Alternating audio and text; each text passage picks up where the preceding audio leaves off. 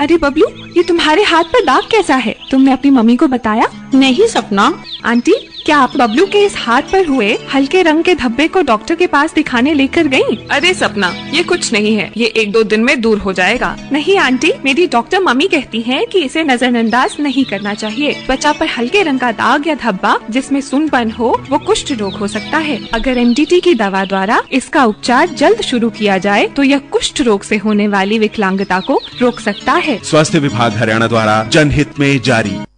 नमस्कार, ये आकाशवाणी चंडीगढ़ है। अब आप प्रतिका से प्रादेशिक समाचार सुनिए। पहले इस बुलेटिन के मुख्य समाचार। सूचना एवं प्रसारण मंत्री अनुराग सिंह ठाकुर ने गोवा में 54वें भारतीय अंतर्राष्ट्रीय फिल्म महोत्सव एवं फिल्म बाजार का उद्घाटन किया। हरियाणा के मुख्यमंत्री मनोहर लाल ने श्री विश्वकर्मा कौशल विश्वविद्यालय के नए परिसर का लोकार्पण किया और कहा कि विश्वविद्यालय के निर्माण पर कुल 1000 करोड़ रुपए खर्च किए जाएंगे। मुख्यमंत्री मनोहर लाल ने निजी परिसरों में चल रहे आंगनबाड़ी केंद्रों के किराए में वृद्धि की घोषणा की। हरियाणा के पलवल में आज वीरांगना झलकारी बाई की जयंती पर राज्य स्तरीय समारोह आयोजित किया गया और मुख्यमंत्री ने आगरा चौक स्थित राजकीय कन्या वरिष्ठ माध्यमिक विद्यालय का नाम झलकारी बाई के नाम पर रखने की घोषणा की। अब समाचार विस्तार से। सूचना एवं प्रसारण मंत्री अनुराग सिंह ठाकुर ने आज गोवा में 54वें भारतीय अंतर्राष्ट्रीय फिल्म महोत्सव एवं फिल्म बाजार का उद्घाटन किया।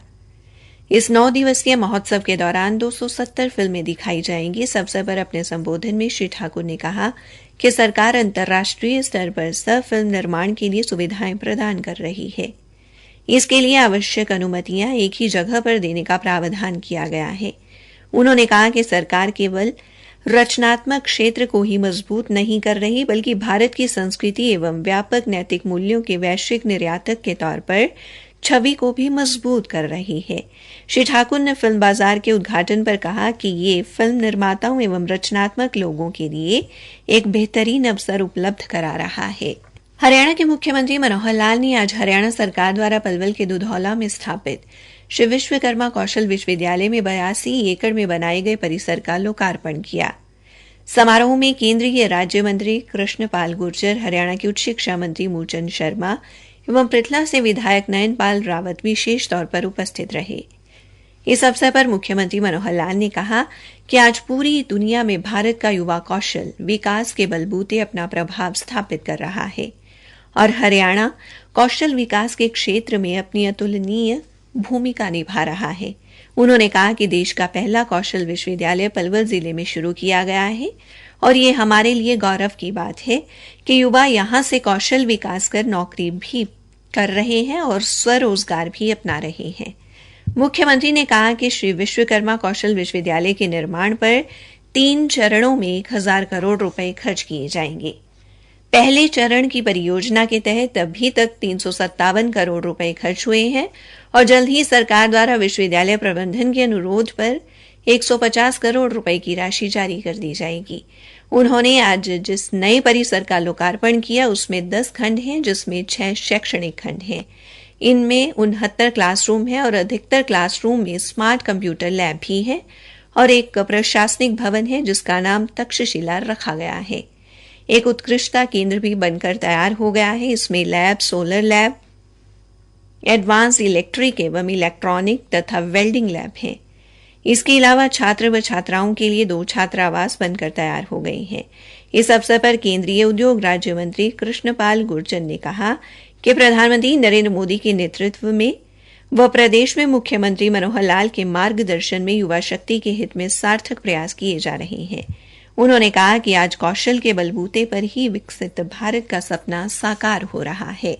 आकाशवाणी चंडीगढ़ के समाचार सेवा प्रभाग द्वारा मेरी माटी मेरा देश अभियान के तहत शुरू की गई प्रश्नोत्तरी प्रतियोगिता का आज का प्रश्न है, भारत की किस महिला प्रधानमंत्री को आयरन लेडी भी कहा जाता है? अपने उत्तर newsairchd@gmail.com पर तुरंत मेल करें। शनिवार को पूछे गए प्रश्न का उत्तर है, मैं अपनी झांसी नहीं दूंगी। ये नारा स्वतंत्रता संग्राम की महान योद्धा रानी लक्ष्मीबाई ने दिया था और ये सही उत्तर देने वाले हमारे विजेता हैं पंजाब में गुरुसर सुधार से हरमिंदर सिंह। हरियाणा के मुख्यमंत्री मनोहर लाल ने आंगनबाड़ी कार्यकर्ताओं को एक और राहत देते हुए निजी परिसरों में चल रहे आंगनबाड़ी भवनों के किराए में वृद्धि करने की घोषणा की है। सरकारी प्रवक्ता ने बताया कि ग्रामीण क्षेत्रों की आंगनबाड़ियों के निजी भवन का किराया न्यूनतम 200 रुपये से बढ़ाकर 1000 रुपये तथा शहरी क्षेत्रों में 1500 रुपये से बढ़ाकर 2000 रुपये प्रतिमाह किया गया है। इनसे अधिक किराए की मांग पर पहले किसी सक्षम एजेंसी द्वारा मूल्यांकन करवाया जाएगा और फिर सही पाए जाने पर ही उसका भुगतान किया जाएगा। हरियाणा सरकार ने उन संपत्ति मालिकों को विकास शुल्क लौटाने का फैसला लिया है जिनकी संपत्तियों पर विकास शुल्क लागू नहीं होता, लेकिन उन्होंने इसे अदा कर दिया था। सरकारी प्रवक्ता ने बताया कि सरकार ने ऐसे मामले संज्ञान में आने पर यह निर्णय लिया है। इस फैसले से 1588 संपत्तियों के मालिकों को यह शुल्क वापस मिलेगा। प्रवक्ता ने बताया कि इन संपत्ति धारकों को एसएमएस के माध्यम से भी सूचना दी गई है कि वे इस संदर्भ में निर्धारित प्रावधानों के तहत एनडीसी पोर्टल पर आवेदन करके अदा की गई विकास शुल्क की राशि को वापस प्राप्त कर सकते हैं। इस प्रकार के संपत्ति धारकों को कुल 5 करोड़ 19 लाख रुपए की राशि वापस की जा रही है। प्रादेशिक समाचार आकाशवाणी चंडीगढ़ से प्रसारित किए जा रहे हैं। हरियाणा के पलवल जिले में आज रानी लक्ष्मीबाई की सेनापति रही वीरांगना झलकारी बाई की जयंती पर राज्य स्तरीय समारोह आयोजित किया गया। मुख्यमंत्री मनोहर लाल ने समारोह में मुख्य अतिथि के तौर पर शिरकत की और झलकारी बाई को नमन कर उन्हें श्रद्धांजलि अर्पित की। इस अवसर पर उपस्थित जनसमूह को संबोधित करते हुए मुख्यमंत्री ने पलवल के आगरा चौक स्थित राजकीय कन्या वरिष्ठ माध्यमिक विद्यालय का नाम झलकारी बाई के नाम पर रखने की घोषणा की। इसके अलावा उन्होंने मोहन नगर के वार्ड नंबर 4 में कोली समाज के एक भव्य भवन का निर्माण किए जाने का ऐलान भी किया। मुख्यमंत्री ने कहा कि इस भवन में झलकारी बाई की प्रतिमा स्थापित की जाएगी और भावी पीढ़ी को इनकी गाथाओं से अवगत कराया जाएगा। उन्होंने कहा कि इस पर लगभग 3 करोड़ रुपए की राशि खर्च की जाएगी। मुख्यमंत्री ने कहा कि वीरांगना झलकारी बाई का जिक्र मैथिली शरण गुप्त ने अपनी एक कविता में किया है। उन्होंने बताया कि झलकारी बाई झांसी की रानी लक्ष्मीबाई की हमशक्ल थी और महिला सेना की सेनापति थी, जिन्होंने अपने शौर्य से रानी लक्ष्मीबाई की जान बचाने और देश की आजादी के लिए अपने प्राणों की आहुति दी। श्री मनोहर लाल ने कहा कि स्वतंत्रता संग्राम के कई ऐसे नायक हुए हैं जिनका नाम पिछली सरकारों द्वारा आगे नहीं बढ़ाया गया, लेकिन प्रधानमंत्री नरेंद्र मोदी के नेतृत्व में केंद्र सरकार ने ऐसे सभी नायकों के नाम जीवित रखने का बीड़ा उठाया है और इसी कड़ी में प्रधानमंत्री द्वारा वीरांगना झलकारी बाई के नाम से डाक टिकट भी जारी किया गया है।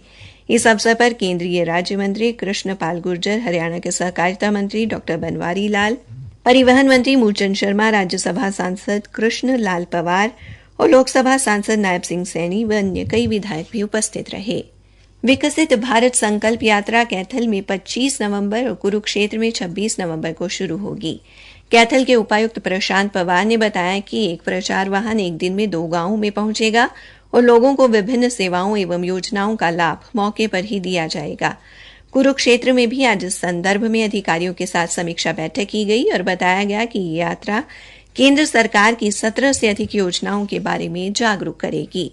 हरियाणा में आज गोपाष्टमी का त्योहार पूरी श्रद्धा व उल्लास के साथ मनाया गया। इस अवसर पर विभिन्न गौशालाओं में गौ माता की पूजा की गई और उनके अनेक स्थानों पर भंडारे लगाए गए। गृह मंत्री अनिल विज ने अम्बाला छावनी के रामबाग मार्ग पर स्थित गौशाला में करवाए गए हवन यज्ञ में भाग लिया।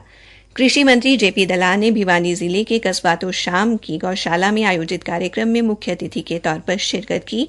उन्होंने गौशाला को अपने स्वैच्छिक कोष से 11 लाख रुपए देने की घोषणा की। इसी के साथ ये समाचार बुलेटिन समाप्त हुआ। निकल जाओ इस घर से, तुम्हें कुष्ठ रोग है। अगर तुम इस घर में रही तो हम सबको भी कुष्ठ रोग हो जाएगा। अरे भैया, आप भाभी को घर से क्यों निकाल रहे हैं? इससे तो आपका परिवार टूट जाएगा। क्या आपको पता नहीं है कि कुष्ठ रोग अन्य बीमारियों की तरह ही है? इसका इलाज एमडीटी से संभव है। भाभी को आज ही नजदीकी स्वास्थ्य केंद्र लेकर जाएं और वहां उनका इलाज करवाएं। स्वास्थ्य विभाग हरियाणा द्वारा जनहित में जारी।